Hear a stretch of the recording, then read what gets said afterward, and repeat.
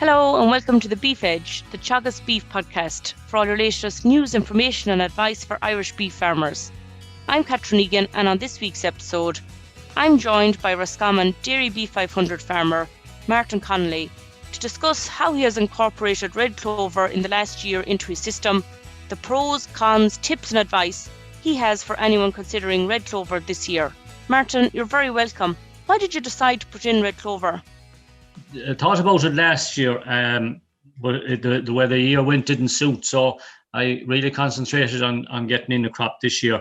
But I suppose for the quality of the silage and maybe to gain more protein in the diet through a grass system, and also to cut down on the cost of the nitrogen input into the silage crops, I suppose they were the two main reasons why I considered the red clover, Catherine. And can you talk through, I suppose, how you prepared and how you sowed the red clover crop? Yeah, no bother. Well, I had a 10-acre field and I took it up for silage in March, and we cut the crop off that day to May. And I had to leave it for about 2 weeks to green up a little bit. And then we went in and sprayed it with 2 litres of Roundup. And about the 3rd of June, we put a really heavy coat of farmyard manure on it. And I ploughed it in then immediately. And weather was favourable at the time, so I got in to till it and sow it actually the bank holiday in June, the 6th of June. So I gave it 2 runs of the power harrow. We gave it 2 ton of lime, 3 bags to the acre of 10-10-20, and then I went in with the seed and rolled it after that. So we went in with 14 kilos of a mix of perennial ryegrass and red clover. And what seed mixture did you use? There was 7.5 kilos of perennial ryegrass, 4 kilos of red clover, and 0.5 kilos, a half a kilo of white clover. So that was the mix we used, yeah. And once you had reseeded then, Martin, when did you apply a post-emergent spray? It was about 5 weeks later, and it's funny, we had pretty hot weather at the time, and we were kind of afraid to go in with the spray too soon, that we'd maybe hurt the clover a little bit. And it had matured a little bit, maybe more than we'd have liked when we did go in with the spray, and it probably did maybe affect the clover a little bit, the amount of clover that, or the way it matured in the crop, I'd say, going into the first cut. It probably had a bit of an effect now, but it was really hot weather, so we really wanted to get in and get the weeds covered, and it was kind of, it was a tight call to see which was the best thing to do. Anyway, we went in and sprayed it, and we're glad we did, especially for the docks. We would have a problem with docks in that particular field if we didn't, Martin, you mentioned that the seed was put in on the 6th of June. When did you take the first cut then?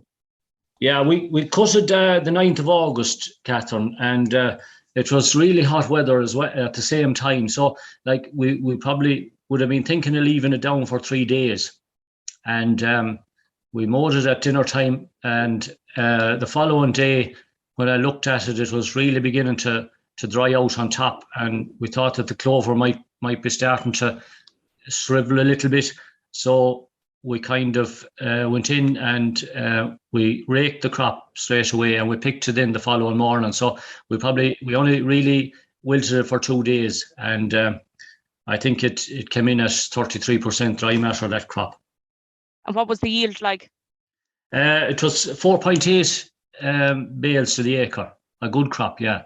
Good crop considering. That's without any added nitrogen, like. What fertiliser did you apply then, Martin, after harvesting? Yeah, we went in immediately with 2,000 gallons of cattle slurry, and that was it. There was nothing else applied to then. And the second cut came in the 25th of September.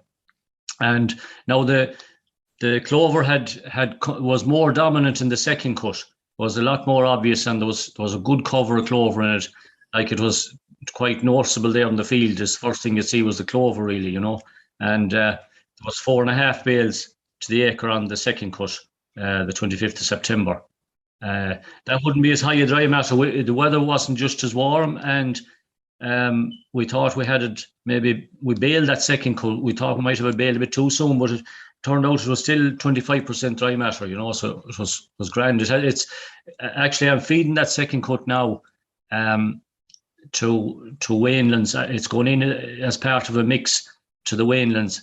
And I'm also feeding a little bit of it to 4-month-old calves that are weaned calves, autumn-born calves there. And it's really palatable. They're really fond of it, so I'm hoping to maybe continue feeding that to them, and it might maybe hold back or save a little bit on meal with them now for the next 2 or 3 months. And when you tested the silage, Martin, and sent it off, what was the nutritive value of the silage? Well, the first cut came back at 73.6 DMD, and the second cut came back at 75.4 DMD. And as far as I know, that it actually feeds out better than the results, as far as I think Nicky had been saying in grains, that whatever, I don't really understand the proteins and different things like that, maybe to that degree, but it seems to feed on the higher side of the test results. And I'd be inclined to agree with that, just from my experience. It seems to be, especially it's very palatable now, especially for that second cut in September. It's very palatable as far as those calves are concerned, and they go for it straight away. They're really fond of it. So it's a great sign. I'm happy with that. That's great. And I suppose given the good weather last autumn and the high temperatures, growth continued to be high well into the autumn. How did you manage the red clover coming into October, November time of the year? Yeah, that's probably maybe a weak spot now. We went in grazing it in October.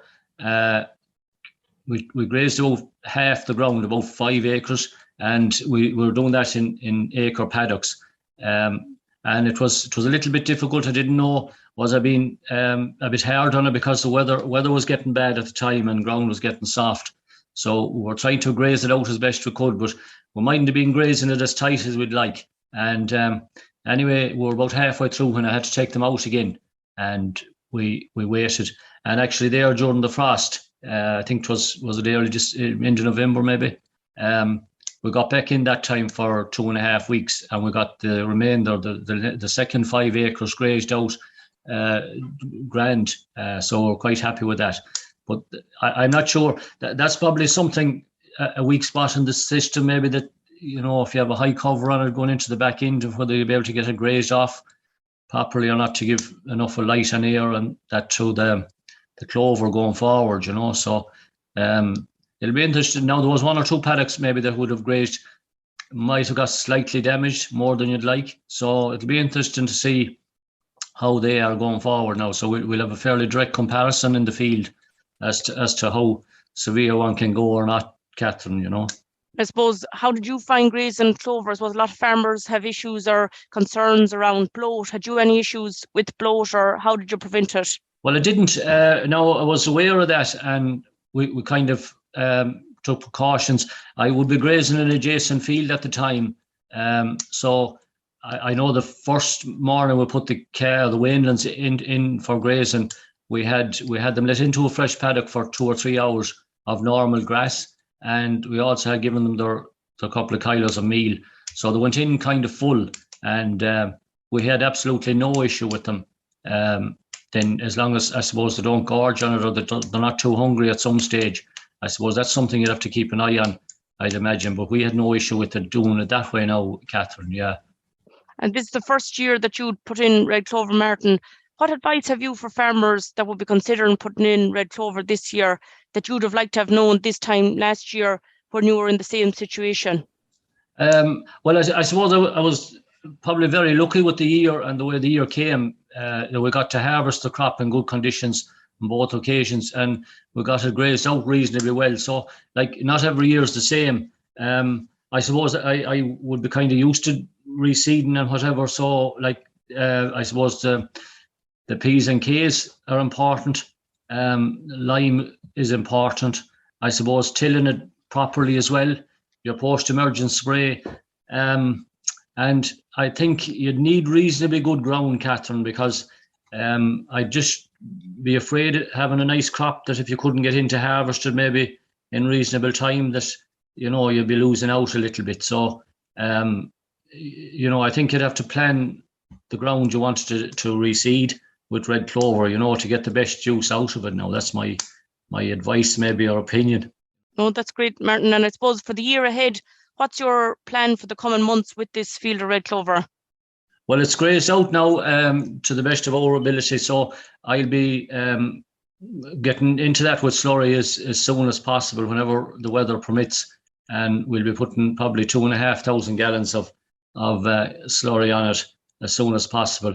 And I think that's it. Then we just close the gate on it, and I'd be going in as early in May as possible to get a cut off it. I'd like to get a crop off it early to get top quality silage. That's what I'd be looking for. Like either feeding it to weanlings or feeding it to the finishing cattle. It's crucial if I can get good quality silage. That's really where the big savings are for me anyway, trying to finish bulls particularly, Thanks very much, Martin. That's great. That's grand. Okay, Catherine. Thank you. The Teagasc DairyBeef 500 campaign will be running 2 important conferences on January the 19th in the Talbot Hotel Clonmel and on January 26th in the Charleville Park Hotel, Charleville. Further details are available on the Teagasc website, and the link will be available in the podcast text. That's all for this week's episode, and my thanks to Martin for joining me on the show. You can catch up on all other shows and interviews from the Beef Edge podcast on the Teagasc website at teagasc.ie, or you can listen on Apple and Google Podcasts as well as Spotify. Don't forget to rate, review and subscribe so you never miss a show. For all other updates from our beef programme, keep an eye on our Twitter and Facebook pages. Until next time, I'm Catherine Egan, and thanks for listening.